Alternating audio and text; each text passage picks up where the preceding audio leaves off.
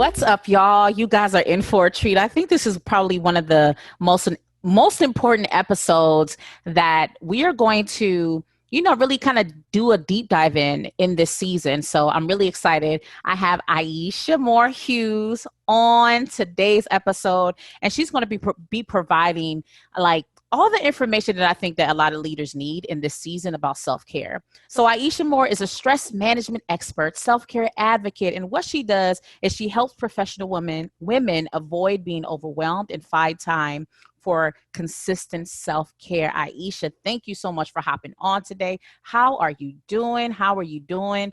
And I've been asking a lot of people hopping on, how has COVID-19 affected you? In this season and even the transition, how has it affected you? Well, first, thank you so much for having me. I was happy to accept the invitation, and I'm doing well. And I really think it's going to have to do with what we're going to talk about today and how self-care can help you remain resilient. And over the first couple of weeks were a little stressful as we're all trying to figure out losing sleep and things of that nature. But I was quickly able to identify the signs that I was stressed out, and that I could pull back very quickly and get back to my routine. That's awesome. That's awesome. So let's really kind of go back and talk about, even for you, what made you get into this space of self-care and really supporting professional women in this space? Was it something personal that you experienced, but what exactly brought you into this space of being that self-care advocate? So it came from personal experience, and it came from something that was supposed to be a dream. I could, we talk about speaking things into existence, and I kept telling people on the jobs I had previously that I was ready to be a manager, but that position didn't exist. And so my old job called me, a job from like 3 jobs ago, and said, "Oh, we have a director position for you." So I'm like, yes, I spoke it. I got more than what I spoke. And that's all I needed was for them to offer me this position. I looked at it. I didn't feel like it was quite the right fit, but I went ahead and rose to the challenge.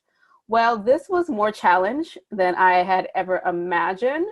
It came with a wonderful, awesome team, but a client who didn't really have boundaries, a client who really liked to push, and therefore I was accessible to him at all times. And the pace of the work was very different. It felt a lot more like a newsroom where we had daily deliverables.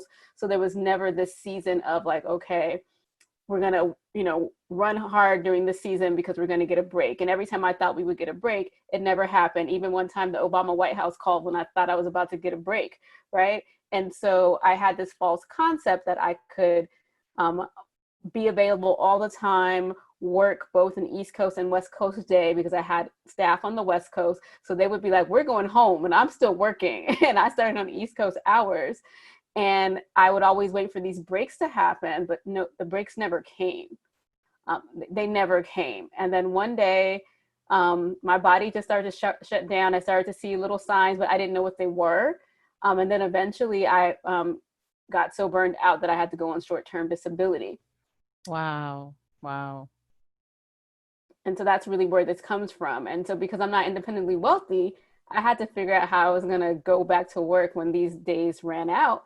And that's where self-care came in, because I needed to feel better, but I also needed that paycheck. So I had to figure out, we had to get it together and be like, okay, how are we gonna like get back to where we were and thrive again? Yeah, and that's something I've struggled with in the past before. I mean, I've worked in a space where it's been understaffed.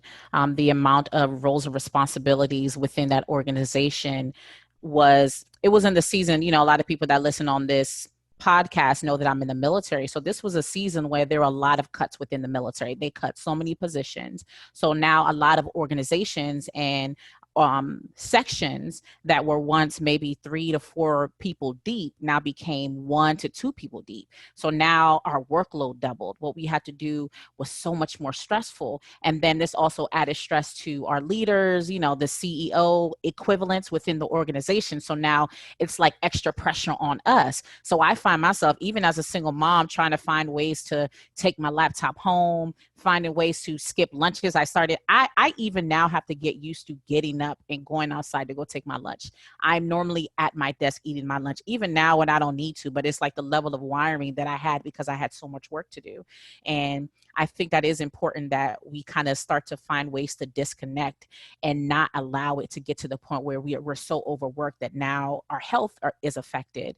So what was the process for you transitioning from, short-term disability back into the workspace? Like, what is it that you learned in that season? What was it at during that time specifically for that story that you had to start applying as you transitioned back into the workspace after being out because you were so stressed, because you were so overwhelmed? Mm-hmm. So how that worked for me was that part of going through burnout caused me to have anxiety. And it really had caused me to have a very poor outlook on life because I was so exhausted. Like I couldn't even walk to the corner. I could barely stand in line at the pharmacy to pick up my medications because I went from 0 medications to 6 medications during this period to control all of the things that I was feeling around exhaustion, nausea, headaches. I couldn't sleep. Was starting to get anxiety. My hands would shake all the time. And I didn't even have the energy to really go to the pharmacy. So now I had to get on the metro in DC and take myself to Virginia every day. And I had to figure out, how I was going to do that. So the first thing I started to do was really re-tap into my spirituality so that I could remember that something good was going to come out of this, so that I could remember that I could remember that I was going to get through the day. I had to remember that, I was always afraid that I was going to pass out somewhere or have a panic attack somewhere, but I had to remember that that's happened before and everything's going to be okay. So I really had to work on my mindset. So I started waking up 3 hours earlier than I used to, because I was very much that person who, because of my long days, I woke up at the last minute that I could wake up, do the minimum things and got out the door. But that wasn't going to work for me because when I was trying to do that, I actually tried to transition back to work several times. And I either didn't make it there, or by the time I got to my desk, I was like, oh, I gotta go. I don't feel well. And so I was like, okay, so however long it takes me to be mentally ready to walk out this door to go to work and stay, because that's how basic my goals were. My goal was just to stay at work all day. I didn't care if I accomplished nothing that day. For the first month or so, I just needed to get there. And so I did a lot of reading of books that helped inspire me, to remind me that like I was going to be okay. It was going to be okay. And then a lot of music, because I really felt like our subconscious is always running and telling us the worst. But we have to really force ourselves to imagine a positive future, a good future, because the default, that subconscious is like, girl, it's not going to work. You're going to be sick anyway. You should just stay home. You should Google and find some kind of ailment so you can never go back to work, that kind of thing. This is what my brain is telling me. So I was listening to music, reading books, journaling, and just really trying to find a spiritual community to connect with, because I needed that positivity in my life. Yeah, that's awesome. That's awesome. And I mean, there's people that they're still struggling with, making those adjustments. So even with you working with, professional women, what are the common things or what are the common trends that you're hearing in regards to why they can't practice self-care, or why it's so hard for them to disconnect from the workspace and put themselves first? Yeah, so really it comes from a couple different places. So there's that thing with women about being needed and wanting to be helpful. So that is a way that society nurtures us, right? So there's like the nature versus nurture. So that's one of the things that we're nurtured to do, right? And so as a result, we don't figure out, okay, so if I'm going to help other people, what actual resources do I have to do that? When I say resources, I mean personal resources. What actual time and energy do I have? So often people will just say yes, and then they'll say yes to the next person. It's like a buffet, right? They're like, okay, yes to you, yes to you, yes to you. And the next thing you know, they have this buffet plate that's full of stuff falling off of it. And then they get to the end, you're like, and the thing that the goal or the dream they really had was at the end of the buffet, and now they don't have room for it. So they either have to put that whole plate down and get another plate, to do that. And that's what we won't do. We won't put down that full plate. We just let it keep overflowing with a lot of obligations that are either old obligations or things that we don't even want to do, but we feel like we have to really hold on and say yes to everything, because if we don't, we sometimes people feel like that could be problematic. Saying no is problematic. It'll upset other people. So we look more to what other people think in these situations instead of what's best for me, and deciding, is this thing going to move me towards my goal, towards my dreams, or away from? And a lot of times we say yes to things that are actually moving us away from where we want to go in the first place. Wow, that's powerful. I mean, some people don't realize, like I had a client recently that I've been working on that specifically, the power of saying no. You don't have to necessarily always have an explanation. And I love that because a lot of people think that saying yes is going to, like, I don't know, push them forward, not realize that it is pushing them backwards. And I loved how connected that to a buffet plate, because it is kind of like overflowing. And like by the end of it, you're full. You know, have time to focus on your goals or focus on the thing that's going to benefit you. So I love that connection, and it is important that people say no.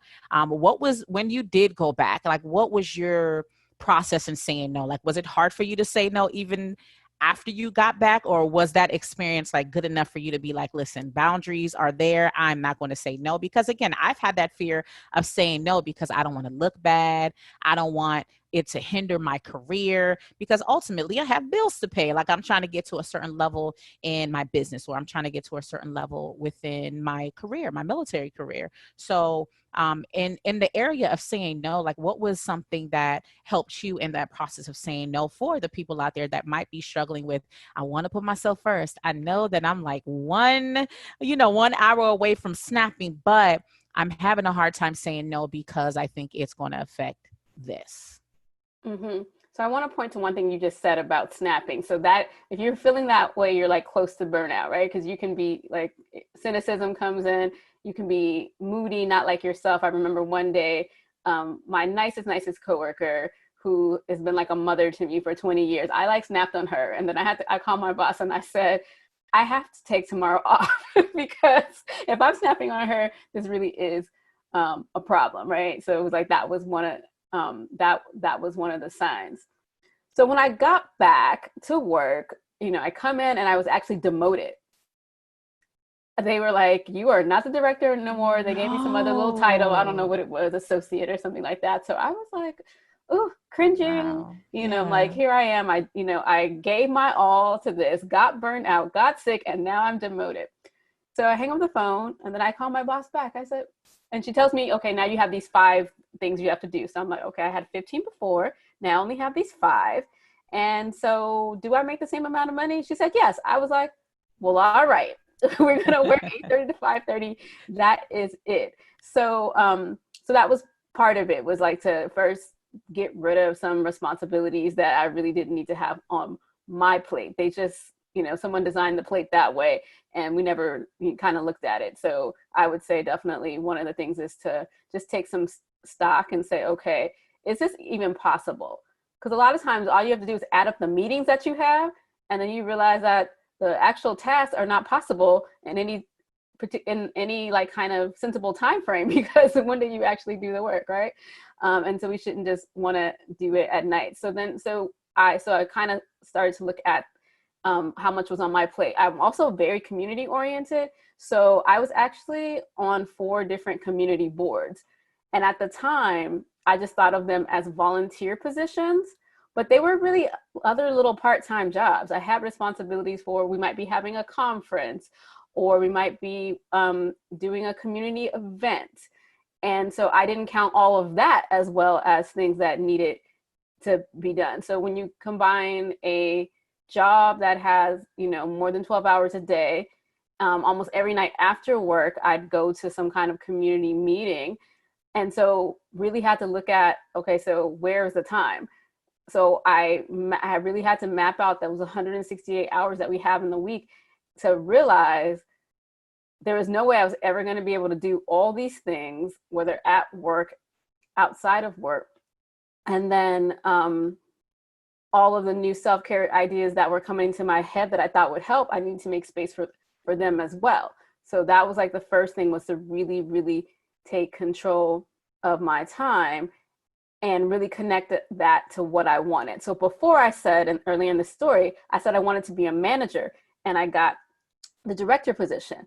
Now, I never ever spoke of manager of what, of how many people, of what type of project or program, with what kind of hours, with what kind of setting.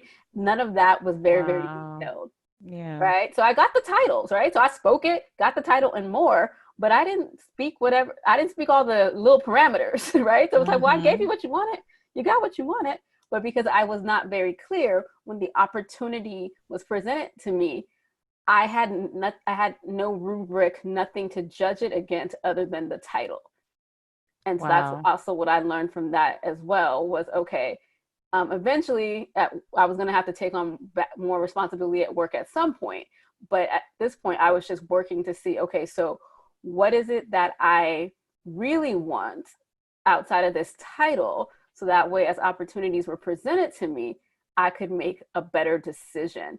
And I really just figured like the worst of the worst was that I would be out of a job anyway. So I wait long enough to get to the point where I was actually able, presented with a different project that was right in line with what I had started to envision.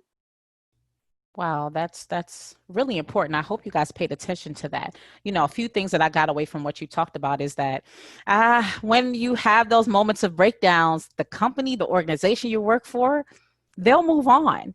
I mean, you can hear that she got back and she was demoted. Like, and I think sometimes people work, work to the bone, work hard, and unfortunately, if you think about a business, I mean, they're like, okay, business has to continue to run. So, what adjustments and shifts do we have to make? So sometimes we burn ourselves out so much, and then we get back and we feel like, hey, why weren't you loyal to me? But a lot of these organizations and businesses, or these roles that you have, if something does happen, it's going to have to, or they're going to continue regardless. They're not necessarily always going to hold that position for you.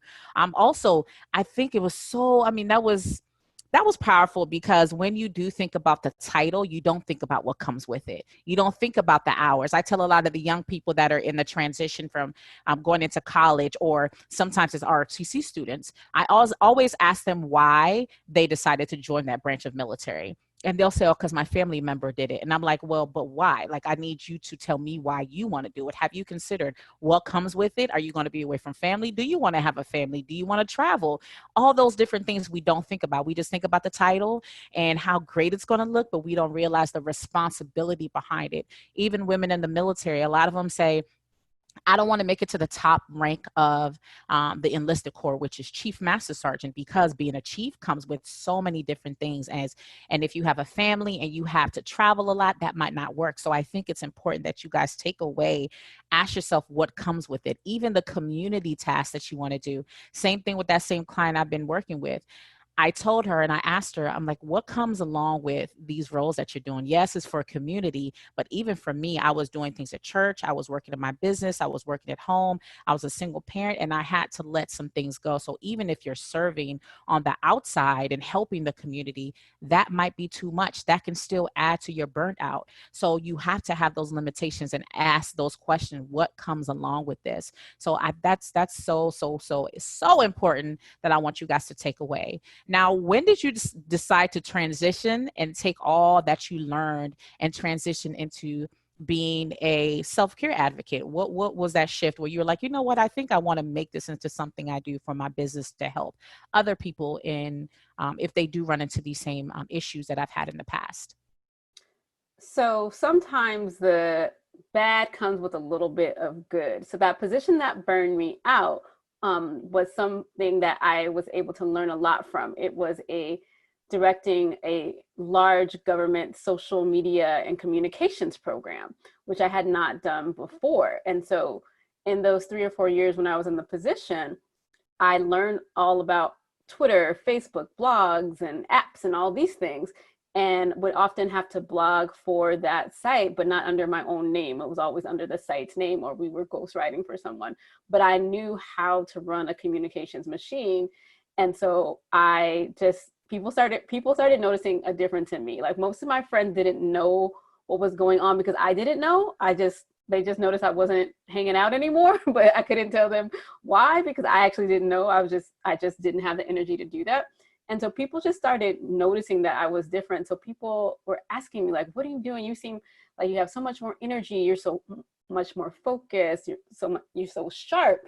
And so I just started writing this email to different people about my morning routine, my night routine, all these different things. And so after I sent the email so many times, I was like, okay, you need to start writing a blog and kind of chronicling what you're doing, so that you can talk to more than one person at a time. So I started out with a blog, and then I met up with an old colleague who had also been a part of that program. He had already moved on. And I told him what was going on. And he was like, "You should be a public speaker. I know this woman who trains public speakers. We're going to her workshop tomorrow."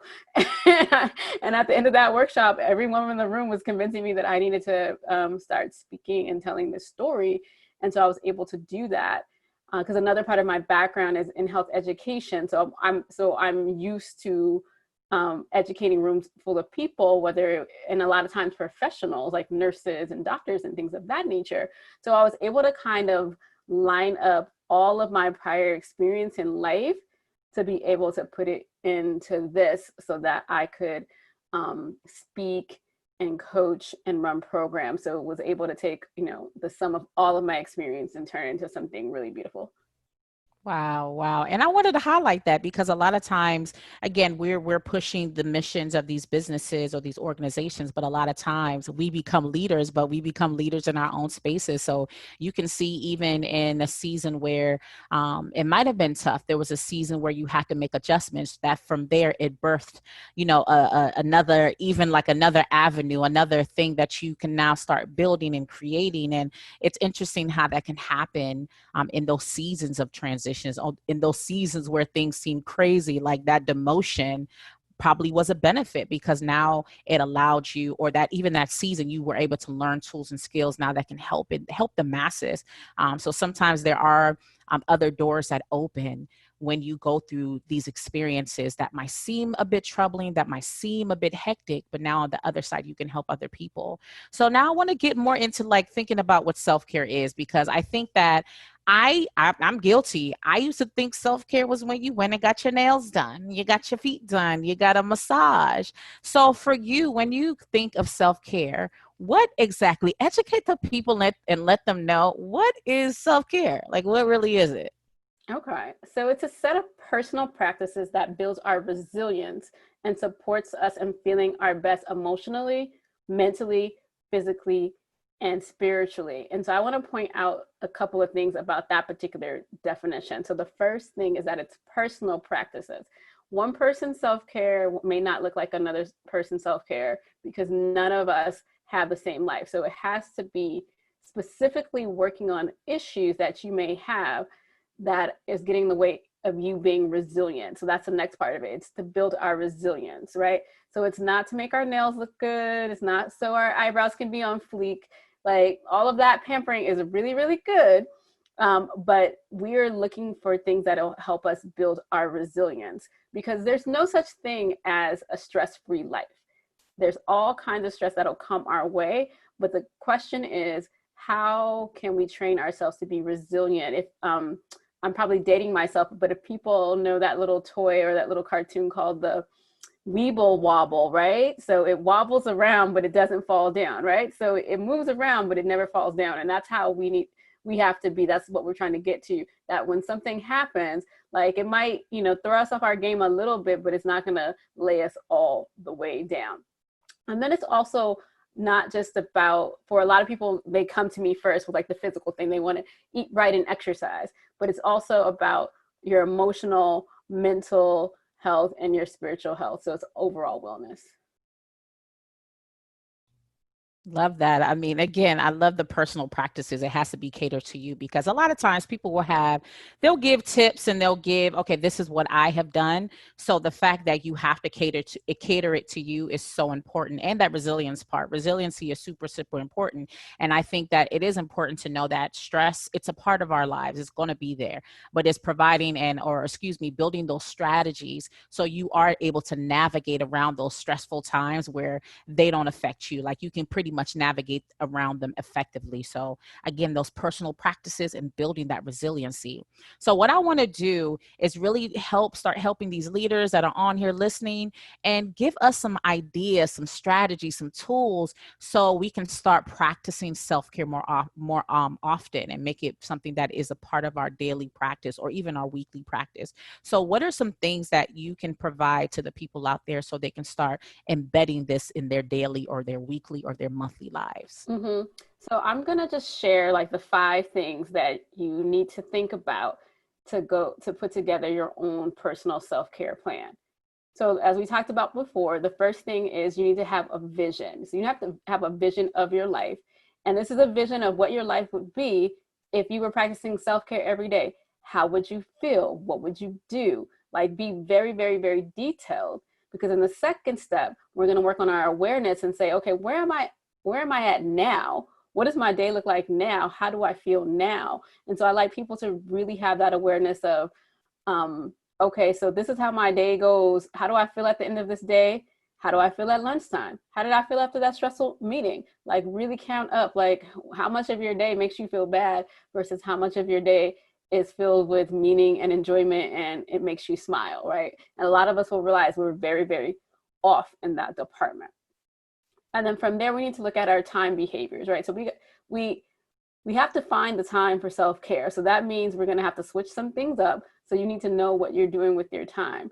So you need to figure out, okay, so one of the times that am I most stressed, because then I need to probably do some self-care before or after those times if there are things that I just can't like get rid of.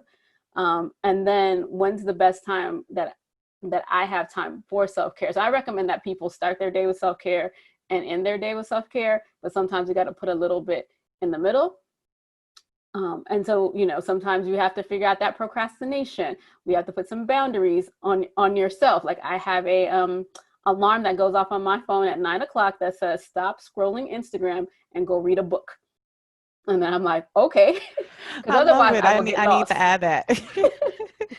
Because I said part of my self-care plan, what's important to me is to read books. So I make sure that, I have that alarm for that. So then the next thing is like, okay, so what should I actually do for self-care? And that goes back to that awareness step of step 2. The self-care strategy that you use should be working to first off mitigate any stressors that you found that you had in your life, right? And so what I used to do, I used to have another job that was stressful, a particular client that was stressful, micromanager.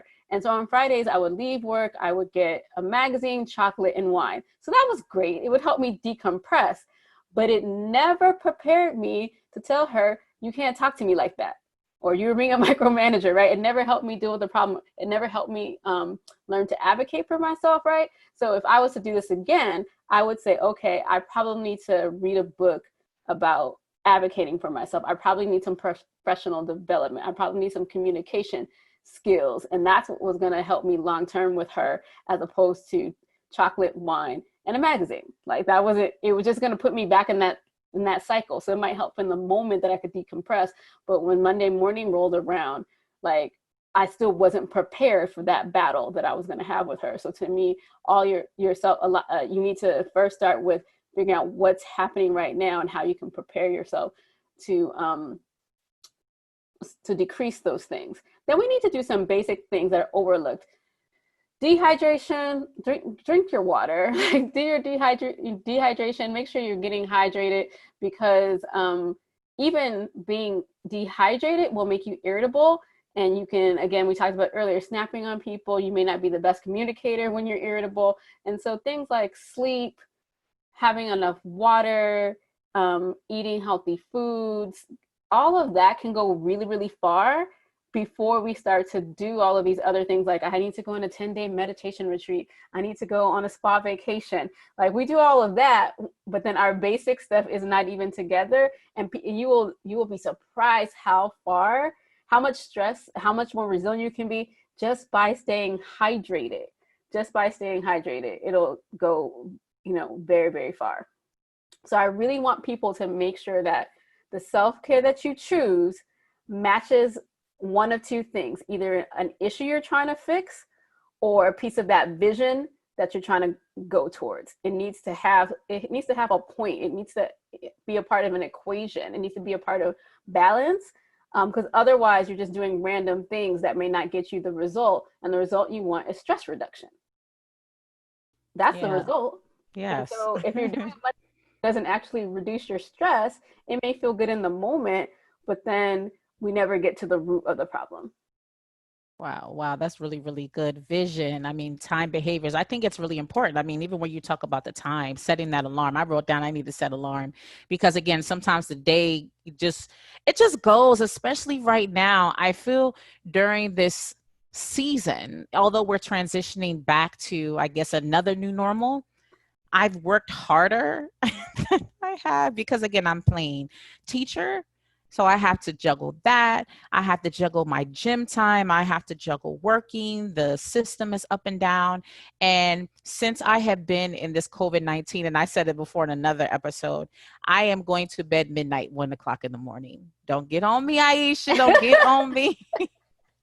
But I have not been able to break that. And I think that's when the noise is cut off. And of course, I think even when I think about adjustments I have to make, my kids are going to bed at 11. Hey, they don't have to, they can sleep all Mm-hmm. day. But it's like there's one side of it. The reason why I'm making them go to bed later is because my son gets up so early. He can go to bed at 1 o'clock in the morning. And for some reason, he's up bright and early. Hey, mom. So I've stretched out their bedtime so they can sleep in later.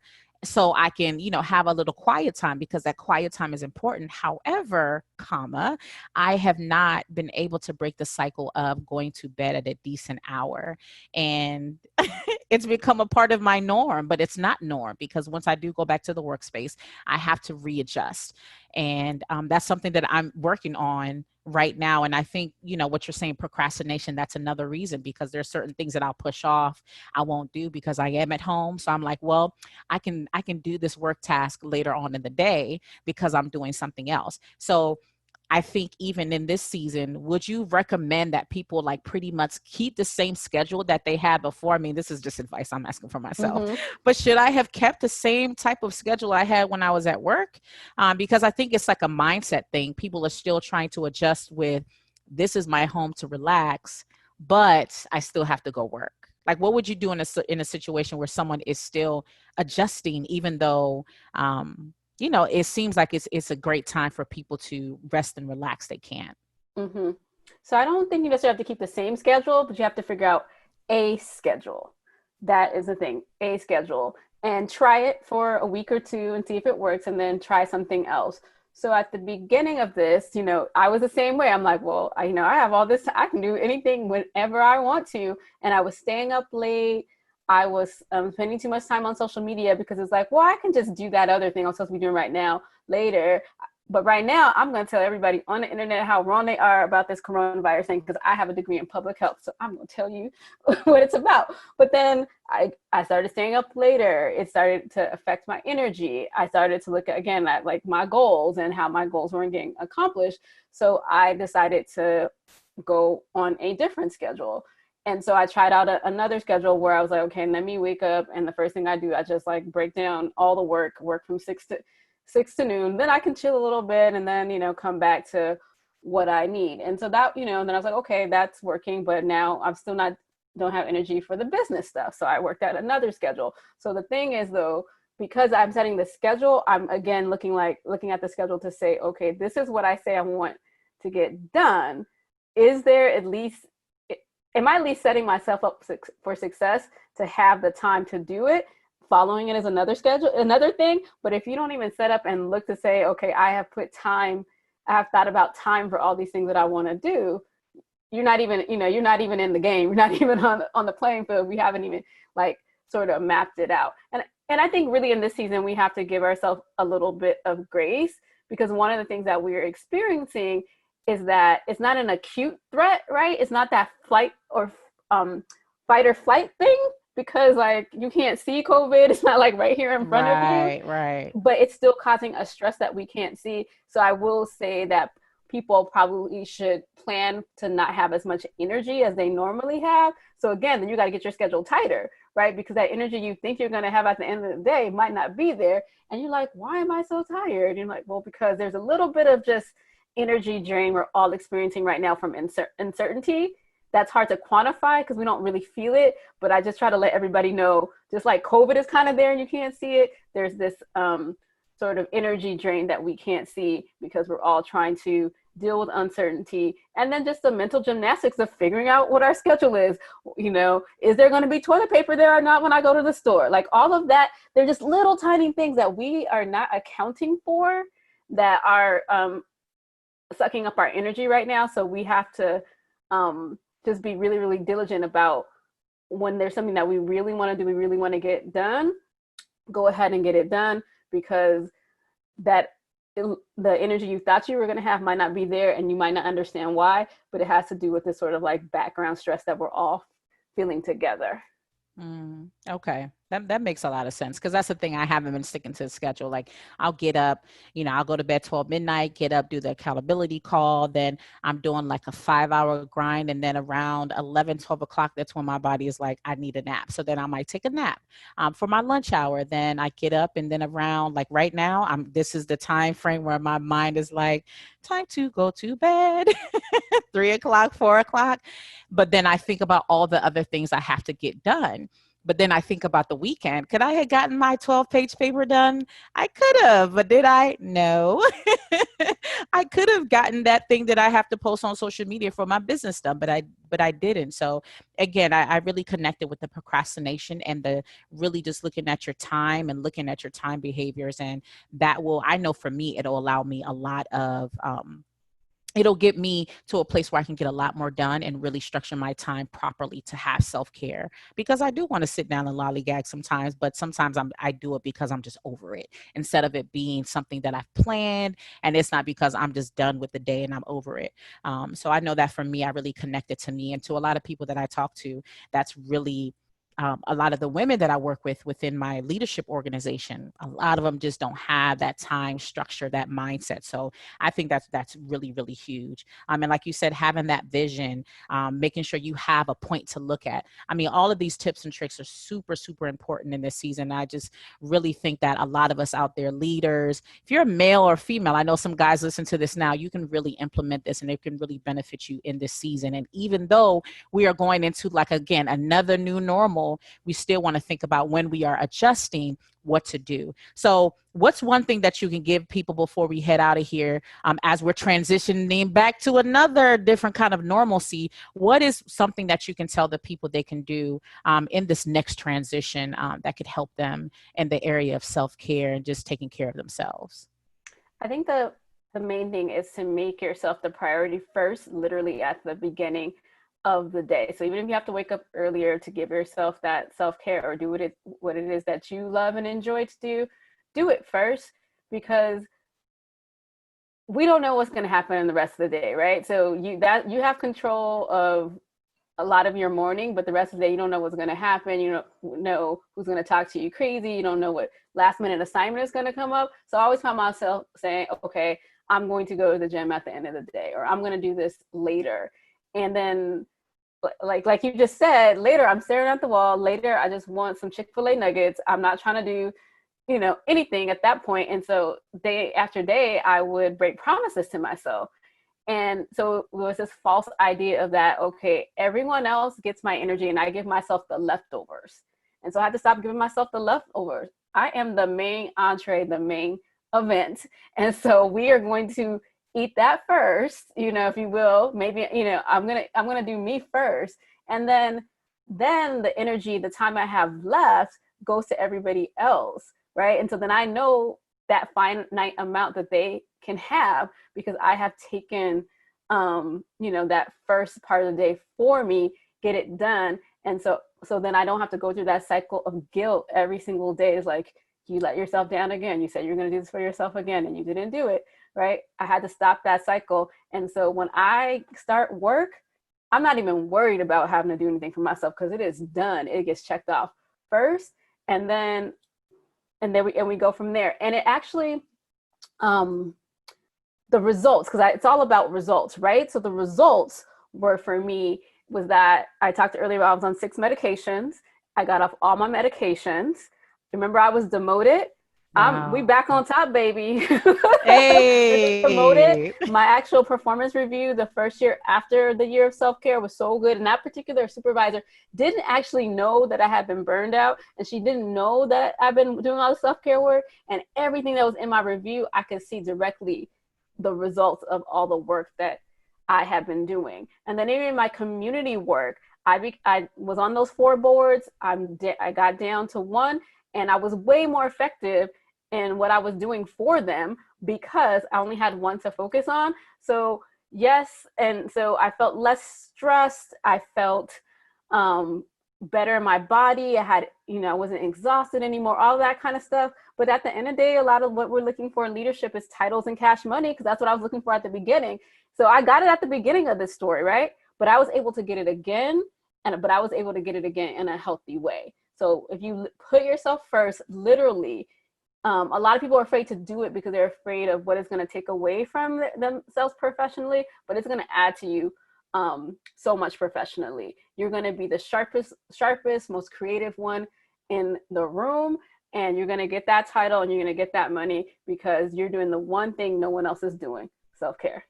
Wow, that's good. I love that, like the wrap up of the other side of it, because again, we have that fear. And for some reason, we believe if we don't say yes to everything, if we don't do this, that it's going to affect our future, not realizing that making that adjustments, dropping, all those extra tasks that you're doing or organizations you support, dropping, making yourself first will actually allow you to produce more. It'll allow you to be more effective as a leader. Because even the post I did today on social media, I talked about even like limited mindsets, right? And how leaders need to have a level of emotional intelligence, because the reality is what you're not doing to take care of yourself mentally, spiritually, working on yourself, even emotionally, it will show up in your leadership. You're not going to be able to show up effectively. And now when you do shut down, you can't be there for your teams and your organization like you want.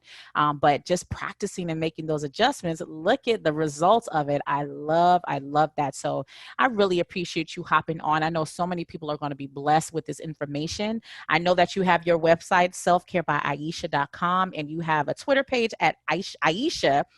We always mess it up and say Aisha.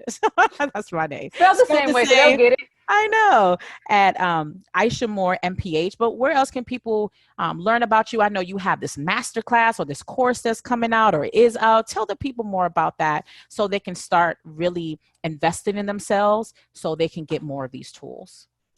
Yeah, so we have many different things happening. So the first thing is that people should get on my email list. In order to do that, you can go to selfcare by Aisha /free gift. And so the free gift is your self-care planning template. So I talked earlier about the 5 steps that you have to go through, and all 5 steps are lined out for you with worksheets and everything. So that would be the first thing I would recommend that everyone do.